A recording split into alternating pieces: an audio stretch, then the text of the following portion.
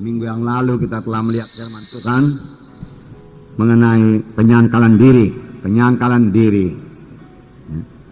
Keselamatan memang anugerah. Firman Tuhan berkata, dengan anugerah itu kami selamatkan oleh sebab iman. Bukan hasil usahamu, bukan hasil pekerjaanmu. Namun firman Tuhan berkata, sesudah kita selamat kita perlu menyangkal diri. Kita perlu menolak dosa. Berkata tidak kepada kehendak daging ini.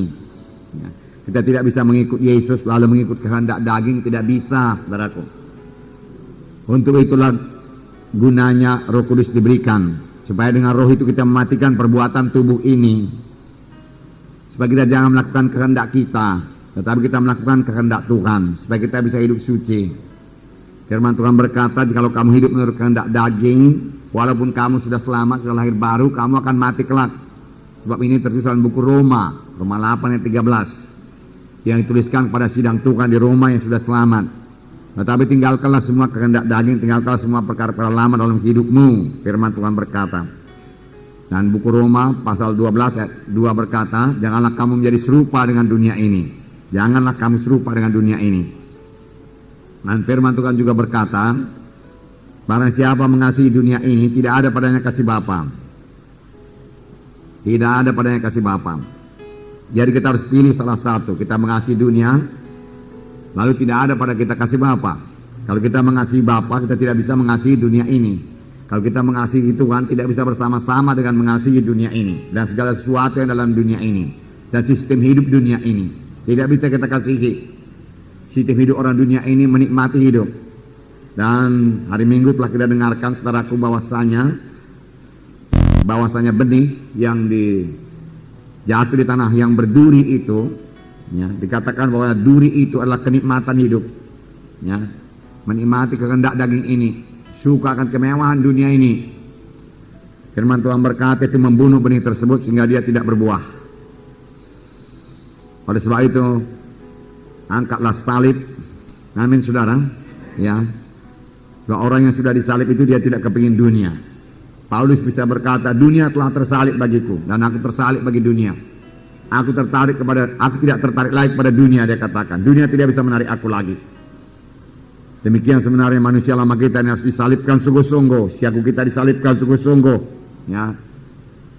Dan mati di kayu salib. Firman Tuhan berkata, sebiji gandum tidak akan bisa bertumbuh dan berbuah banyak kalau ia tidak jatuh ke tanah. Tapi kalau ia jatuh ke tanah dan mati, barulah ia tumbuh dan berbuah banyak. Kita juga harus mati. Manusia lama kita mati supaya kita bisa berbuah banyak, Tuhan bisa memakai kita. Amin saudara. Ya. Oleh sebab itu firman Tuhan minggu yang lalu, seberapa teguhkah keselamatan jiwa kita. Biarlah keselamatan jiwa kita begitu teguh pada akhir zaman ini. Amin saudara. Ya, karena pada akhir zaman, saudaraku, roh jahat tambah giat bekerja. Kalau keadaan keselamatan kita sebagai waktu-waktu yang lalu saja kita tidak akan bertahan. Kita harus bertambah teguh dari waktu-waktu yang lalu. Roh jahat bertambah-tambah aktif. Pada akhir zaman kejahatan bertambah-tambah, keadaan sukar akan bertambah-tambah. Firman Tuhan berkata, ya, jangan sampai terjadi kasih anak-anak Tuhan jadi dingin. Tetapi biarlah rohmu menyala-nyala dan layanilah Tuhan pada akhir zaman ini. Jangan pernah kendor kerinduan kita untuk melayani Tuhan. Ya, walaupun ada kesalahan, bangun dan bangkit dan bertobat. Amin saudara. Jangan pula tetap dalam kesalahan tersebut. Kalau kita sudah mengetahui ada kehendak daging, marilah bertobat. Jangan pula tetap dalam kehendak daging, jangan dipelihara manusia lama itu. Amin saudara. Nah, saudara yang kasih dalam nama Yesus, hari ini kita melihat lagi firman Tuhan, seberapa besarkah kesetiaan kita kepada Tuhan Yesus. Seberapa besarkah kesetiaan kita kepada Tuhan Yesus. Atau dengan mudah saja kita bisa menyangkal dia kalau memang ada ancaman misalnya perlakuan niaya, saudara. Apakah kita dengan mudah saja menyangkal Yesus, ya? Atau mengikuti ilah-ilah yang lain, saudaraku. Kita membaca Keluaran 32 ayat 19 sampai 28. Keluaran 32 ayat 19 sampai 28. Keluaran 32 ayat 1 dulu, ayat 1 ya. Ayat 1 dapat? Mari kita baca ayat 1. Ketika bangsa itu melihat bahwa Musa mengundur-undur turun dari gunung itu, maka berkumpullah mereka mengerumuni Harun dan berkata kepadanya, Mari buatlah untuk kami Allah yang akan berjalan di depan kami. Sebab Musa ini yang telah memimpin kami keluar dari tanah Mesir, kami tidak tahu apa yang telah terjadi dengan dia. Ayat 19. Sama-sama. Dan ketika ia dekat ke perkemahan itu dan melihat anak lembu dan melihat orang menari-nari, maka bangkitlah amarah Musa. Dilemparkannya lah kedua loh itu dari tangannya dan dipecahkannya pada kaki gunung itu. Sesudah itu diambilnya anak lembu yang dibuat mereka itu, dibakarnya dengan api dan digilingnya sampai halus. Kemudian ditaburkannya ke atas air dan disuruhnya diminum oleh orang Israel. Lalu berkatalah Musa kepada Harun, apakah yang telah dilakukan bangsa ini kepadamu sehingga engkau mendatangkan dosa yang sebesar itu kepada mereka? Tetapi jawab Harun, janganlah bangkit amarah Tuanku. Engkau sendiri tahu bahwa bangsa ini jahat semata-mata. Mereka berkata kepadaku, buatlah untuk kami Allah yang akan menjalani depan kami. Sebab Musa ini yang telah memimpin kami keluar dari tanah Mesir, kami tidak tahu apa yang telah terjadi dengan dia. Lalu aku berkata kepada mereka, siapa yang mempunyai emas haruslah menanggalkannya. Mereka memberikannya kepadaku dan aku melemparkannya ke dalam api dan keluarlah anak lembu itu. Ketika Musa melihat bahwa bangsa itu seperti kuda terlepas dari kandang, sebab Harun telah melepaskannya sampai menjadi buah cemooh bagi lawan mereka, maka berdirilah Musa di pintu gerbang perkemahan itu serta berkata, siapa yang memihak kepada Tuhan, datanglah kepadaku. Lalu berkumpullah kepadanya seluruh Bani Lewi. Berkatalah ia kepada mereka, beginilah firman Tuhan Allah Israel, baiklah kamu masing-masing mengikatkan pedangnya pada pinggangnya, dan berjalanlah kian kemari melalui perkemahan itu, dari pintu gerbang ke pintu gerbang, dan biarlah masing-masing membunuh saudaranya dan temannya dan tetangganya. Bani Lewi melakukan seperti yang dikatakan Musa, dan pada hari itu tewaslah kira-kira 3.000 orang dari bangsa itu. Sampai sini. Nah, saudara, bangsa Israel membuat berhala dari anak lembu emas. Ini terjadi, saudaraku, hanya beberapa bulan saja setelah mereka keluar dari Mesir. Hanya beberapa bulan saja, beberapa waktu saja. Ya, setelah mereka bebas daripada perbudakan yang begitu menindas mereka. Mereka telah mengalami kuasa Tuhan yang sangat luar biasa. Mestinya mereka masih ingat bahwasanya Tuhan membebaskan mereka dengan penunjukan kuasa Tuhan, demonstrasi kuasa Tuhan yang sangat besar di tanah Mesir. Mulai daripada Tuhan mengubah air menjadi darah, kemudian katak, kemudian lalat, pikat, kemudian penyakit sampar pada binatang-binatang, bisu, hujan es, belalang, gelap gulita, lalu kematian anak sulung. Pada saat kematian anak sulung ini mereka tidak tahan lagi, dan orang Mesir menyuruh mereka supaya meninggalkan tanah Mesir. Lalu mereka berangkat keluar dengan membawa harta-harta yang begitu banyak, karena Tuhan membuka hati orang Mesir sehingga mereka menyerahkan harta-hartanya. Dalam satu malam saja mereka sudah menjadi kaya raya. Lalu mereka bebas. Tetapi orang Mesir, Firaun mengejarnya dan sampai Laut Kulsum. Kuasa Tuhan nyata lagi. Tuhan membelah Laut Kulsum dan membiarkan bangsa Israel menyeberang. Bangsa Mesir mencoba mengejarnya dari belakang, tetapi dia tenggelam dalam laut karena Tuhan menutup laut tersebut. Semua mereka tiba di Gunung Sinai. Di Gunung Sinai Tuhan menyatakan kemuliaannya sehingga bangsa Israel gemetar ketakutan. Dan di Gunung Sinai Tuhan memberikan 10 hukum kepada bangsa Israel. Pada bangsa Israel. Nah, saudara, 10 hukum itu, saudaraku, ya, salah satu diantaranya Keluaran 20, saya bacakan kepada saudara. Ayat 2 mulai, akulah Tuhan Allahmu yang membawa engkau keluar dari tanah Mesir, dari tempat perbudakan. Jangan ada padamu Allah lain di hadapanku. Janganlah membuat bagimu patung yang menyerupai apapun yang ada di langit di atas, atau yang ada di bumi di bawah, atau yang ada di dalam air di bawah bumi. Jangan sujud menyembah kepadanya atau beribadah kepadanya, sebab aku Tuhan Allahmu adalah Allah yang cemburu, yang membalaskan kesalahan kepada kesalahan bapa kepada anak-anaknya, kepada keturunan yang ketiga dan keempat dari orang-orang yang membenci aku. Nah, jelas sekali firman Tuhan berkata di sini, jangan ada padamu Allah lain di hadapanku. Jangan buat patung, jangan sujud menyembah kepadanya, jangan beribadah kepadanya. Aku Tuhan yang cemburu. Aku akan membalas kejahatan bapa kepada anak-anaknya, kepada cucu-cucunya, sampai kepada keturunan keempat.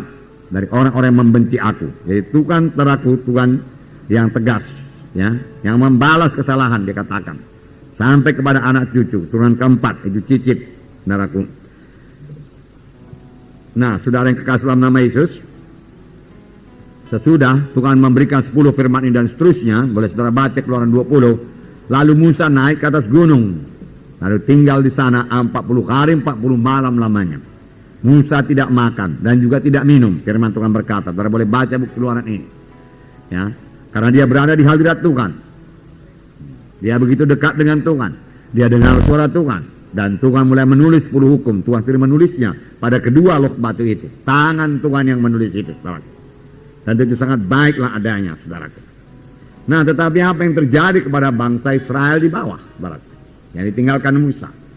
Dari Keluaran 32, ketika bangsa itu melihat bahwa Musa mengundur-undurkan turun dari gunung itu, maka berkumpullah mereka mengurumuni Harun dan berkata kepadanya, mari buatlah untuk kami Allah, ya, yang akan berjalan di depan kami. Betapa bodohnya mereka ini.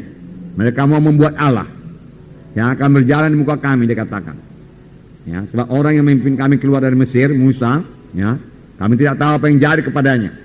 40 hari 40 malam dia tidak turun-turun dari gunung. Oleh sebab itu buatlah kepada kami Allah. Dan Harun tidak tegas dalam hal ini, saudara.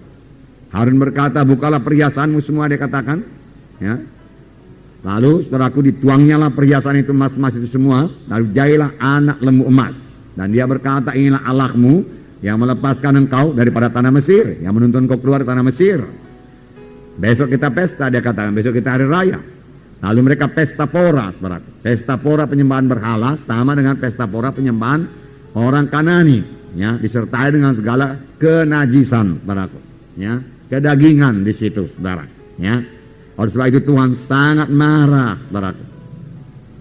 Dan Tuhan berkata kepada Musa di atas gunung waktu itu, telah kulihat bangsa ini sungguhnya adalah suatu bangsa yang tegak tengkuk. Oleh sebab itu biarkan aku, biar kumusnahkan mereka. Tuhan berkata. Nah, begitulah Tuhan, saudaraku, bencinya kepada kuasa kegelapan, ya, kepada Allah yang lain. Karena dia telah memberikan perintah dalam Keluaran 20 lebih dahulu, jangan ada padamu Allah yang lain. Itu hukum yang pertama. Jangan ada padamu berhala yang lain. Jangan ada sembah-sembahan yang lain. Jangan ada percaya yang lain. Baik dalam hal memperoleh berkat, jangan ada percaya yang lain. Baik dalam perlindungan, jangan ada percaya yang lain. Pada jimat kah itu, ya, jangan ada percaya yang lain. Ya, baik dalam hal berkat, Tuhan saja yang memberi berkat, saudaraku. Bukan nenek moyang kita sudah mati memberi berkat. Ya. Jangan ada padamu ilah yang lain. Tuhan tegas sekali dalam hal itu, saudara. Pada aku Allah yang cemburu. Nah, di sini Tuhan berkata, saudaraku, aku musnahkan mereka itu, Musa, dia katakan. Dan aku menjadikan satu bangsa yang besar daripadamu. Tapi Musa melunakkan hati Tuhan. Janganlah begitu, Tuhan dikatakan. Ingatlah akan Abraham, Ishak, Yakub, hamba-hambamu yang kau pilih. Mereka itu kan keturunannya. Apa pula nanti kata bangsa Kanaan ini semua, kata bangsa-bangsa yang lain. Apakah karena engkau tidak sanggup memimpin mereka sampai ke tanah perjanjian yang kau janjikan? Saudaraku, Tuhan, saudaraku, dikatakan, ya, menyesal, saudaraku. Nah, jadi tidak jadi Tuhan musnahkan, tetapi hukuman tetap ada, saudaraku. Hanya karena Musa sajalah bangsa Israel masih disertai Tuhan. Pada waktu itu Tuhan sudah berkata, aku tidak menyertai kamu lagi. Aku memang tidak memusnahkan mereka, tapi aku tidak menyertai kamu lagi. Aku menyuruh seorang malaikatku berjalan di hadapanmu, dan malaikat itu akan mengalahkan, dia katakan, segala suku-suku bangsa di tanah Kanaan. Jadi satu malaikat pun bisa mengalahkan segala suku-suku bangsa di tanah Kanaan. Luar biasa kuasa malaikat. Amin, saudara. Apalagi kuasa Tuhan. Tetapi Musa berkata, kalau engkau tidak beserta dengan kami, lebih baik kami tidak berangkat. Musa berkata. Dan Tuhan berkata, baiklah, daripada hari pembalasan aku membalaskannya kepada mereka itu. Oleh sebab itu, saudaraku, kita hati-hati sekali, saudaraku, dengan terlibat dalam adat-adat kegelapan ini. Amin, saudara. Jangan ada yang terlibat lagi dalam adat-adat kegelapan. Itu sangat kebencian kepada Tuhan. Dan sangat membuka pintu kepada setan, saudaraku. Dan kalau dibuka pintu kepada setan, setan selalu memanfaatkannya dengan sebaik-baiknya dan dengan secepat-cepatnya. Setan datang hanya untuk mencuri, membunuh, membinasakan. Ya, setan pembunuh, saudaraku, setan pembunuh. Nah, di sini tadi dikatakan, ya, kemudian Tuhan berkata kepada Musa, Musa turun, bangsa itu sudah menyembah berhala. Lalu Musa turun dari gunung. Di tengah jalan Joshua berkata, ada suara seperti sorak-sorak peperangan. Musa berkata, itu bukan sorak peperangan, tapi nyanyian bersaut-sautan. Dan ketika mereka dekat, kita sudah baca tadi, lalu Musa melihat anak lembu emas dan bangsa Israel berpesta pora, ya, dengan segala nafsu kedagingannya di situ. Lalu Musa, saudaraku, begitu marah, saudaraku. Musa bukan tidak bisa mengendalikan kemarahannya, saudaraku.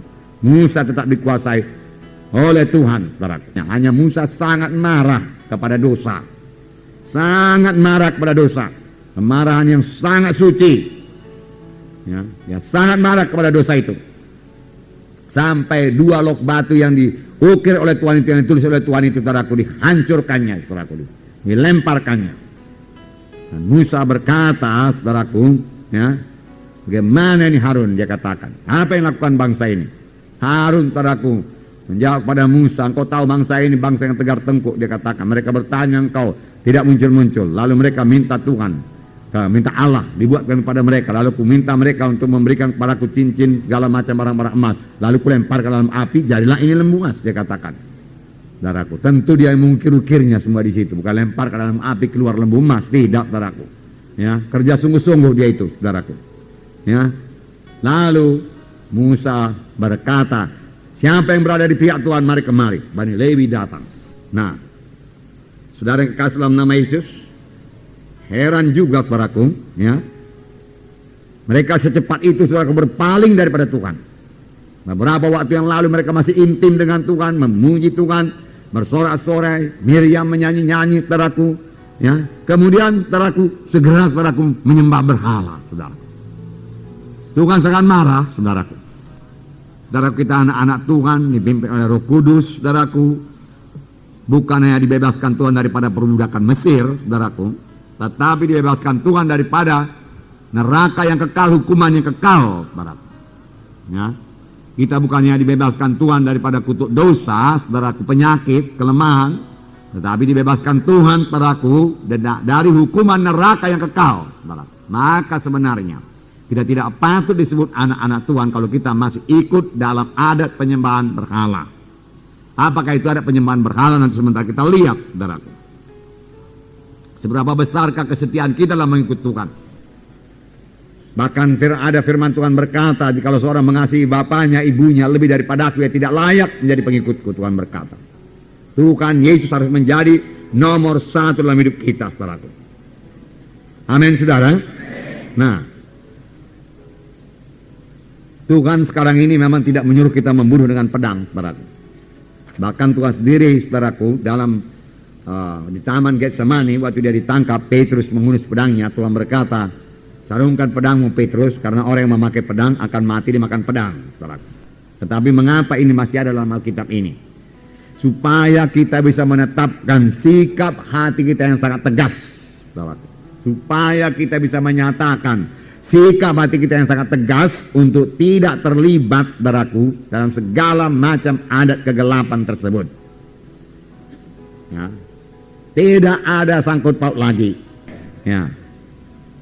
Jangan dibiarkan, saudaraku. Itu harus tegas, saudaraku. Ya. Tegas menolak kuasa-kuasa kegelapan. Ya. Mari berada di pihak terang. Ya. Terang, Allah itu terang adanya, saudaraku. Ya. Bencilah akan kegelapan, saudaraku. Berada dalam kesucian, bencilah akan yang najis, saudaraku. Berada dalam kebenaran, bencilah akan segala sesuatu yang salah. Amin. Itulah artinya mengikut Tuhan Yesus. Bukan mengikut Tuhan Yesus, haleluya, ku terima Engkau Tuhan sebagai Tuhan dan Juru Selamatku. Mari Tuhan masuk dalam hatiku. Kemudian tidak ada meninggalkan apa-apa, saudaraku. Petrus berkata, kami meninggalkan segala sesuatu untuk mengikuti Kau. Petrus bukan hanya meninggalkan dosa, dia meninggalkan hartanya, dia meninggalkan pekerjaannya, dia meninggalkan nelayannya, dia meninggalkan perahunya, dia meninggalkan keluarganya.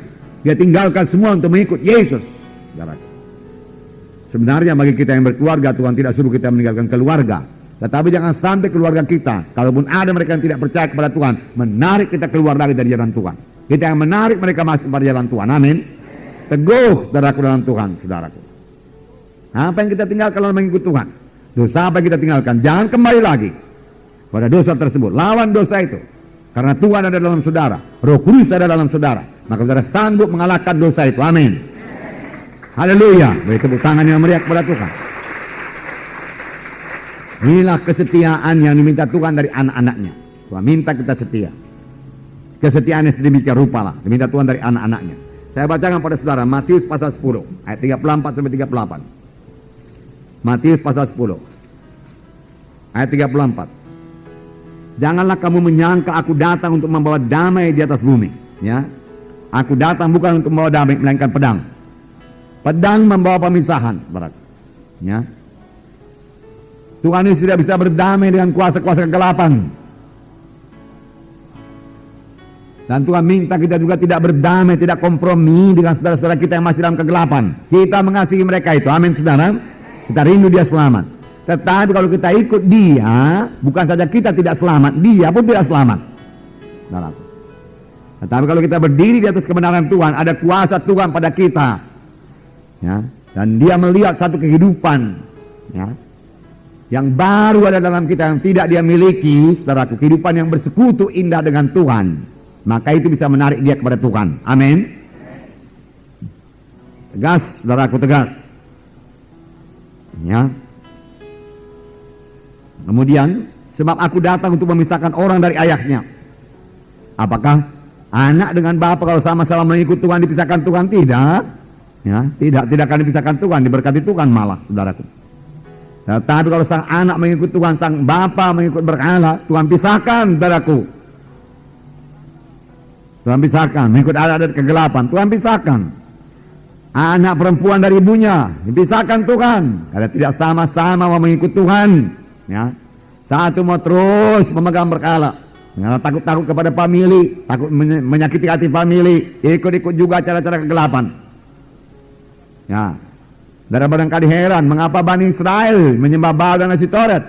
Saudaraku, mereka intim dengan orang Kanani, ya, orang Kanaan, ya. Nah, mereka berteman, saudaraku, ya. Lalu mereka ikut ala-ala orang Kanaan. Menantu perempuan dari ibu mertuanya, dan musuh orang ialah orang-orang seisi rumahnya, ya. Karena tidak semua terus selamat. Barang siapa mengasihi bapa atau ibunya lebih daripada aku, ia tidak layak bagiku. Lihat lain, seberapa besar kasih kita kepada Tuhan. Kasih yang bagaimana ini dikehendaki Tuhan, saudaraku. Apakah kasih hanya cukup mengatakan kepada Tuhan, aku mengasihi engkau Yesus, aku mengasihi engkau Yesus? Saya percaya tidak cukup demikian. Harus disertai dengan tindakan. Saya buangkan semua kegelapan Tuhan. Ya, saya tidak mau terlibat lagi dengan acara-acara kegelapan. Tidak ada sangkut pautku lagi dengan acara kegelapan. Saudaraku, ini bukan hanya bagi saudara, tapi bagi semua anggota-anggota KKS saudara. Amin, saudara. Harus memikul salib, menyangkal diri, baru bisa layak jadi anak Tuhan, layak jadi pelayan-pelayan Tuhan. Saudaraku. Nah, ini firman Tuhan untuk mendewasa rohani saudara. Amin, saudara. Ya. Pada waktunya saudara harus menyangkal diri, amin. Nah, saudara yang kekasih dalam nama Yesus, ya, jadi nomor satu yang paling utama dalam hidup kita, Tuhan Yesus. Yang lainnya tambahan saja semua itu. Bahkan kalau kita mengikut Yesus, lebih banyak lagi tambahkan Tuhan kepada kita, saudara. Tapi nomor satu Yesus. Mensukacitakan hati Yesus dengan penyangkalan diri yang sungguh-sungguh, dengan tidak terlibat dengan kuasa kegelapan. Tetapi itulah dia kasih yang dikehendaki Tuhan. Amin, saudara. Tidak, saudaraku, perintah-perintah, saudaraku. Tidak, tegas, harus tegas. Itu sebab terjadi sidang yang tegas ini, saudaraku. Dan Tuhan bekerja dalam sidang ini sampai sekarang ini, saudaraku. Itu sebabnya jiwa-jiwa datang. Itu Roh Kudus sangat kuat, saudaraku. Saya lihat dalam doa semalaman, saudaraku, jiwa-jiwa masih datang untuk berdoa semalaman. Banyak yang datang, saudaraku, dalam pekerjaan Roh Kudus. Saudara kita ini, saudara pemimpin KKS, saya mengatakan pada saudara, saudara mengerjakan pekerjaan Tuhan, ya, mengerjakan pekerjaan Roh Kudus, amin. Bukan mengerjakan pekerjaan manusia. Dan mengerjakan pekerjaan Roh Kudus harus menurut kehendak Roh Kudus, bukan kehendak saudara. Kalau saudara mau berhasil, firman Tuhan berkata, bukan oleh kuat, bukan oleh gagah, tapi oleh Rohku juga yaitu akan jadi. Oleh sebab itu kita harus bersekutu dengan Roh Kudus. Tapi kalau kita tidak hidup dalam kesucian, kita tidak bisa bersekutu dengan Roh Kudus. Dan kalau kita tidak bersekutu dengan Roh Kudus, saudaraku, saudara, Roh Kudus tidak bisa bekerja dalam kebaktian kita. Dan kebaktian kita hanya akan, saudaraku, dikuasai oleh kuasa, ya, kuasa manusiawi saja. Seberapa kuat kita, saudaraku, secara manusiawi menahan dia dalam kebaktian, menahan dia dalam KKS begitu saja. Ya, Roh Kudus tidak bisa bekerja dengan bebas. Oleh sebab itu, mari masuk dalam kesucian Tuhan. Dengan persekutuan saudara dengan Roh Kudus begitu indah, saudara intim dengan Roh Kudus, Nah, saudara diurapi Roh Kudus. Amin. Rindu akan urapan Roh Kudus yang pertama-tama dalam pelayanan saudara. Amin. Ya, rindu. Ya, doakan dengan sungguh-sungguh. Dan doakan sampai Roh Kudus turun. Ya, ini masanya Roh Kudus bekerja.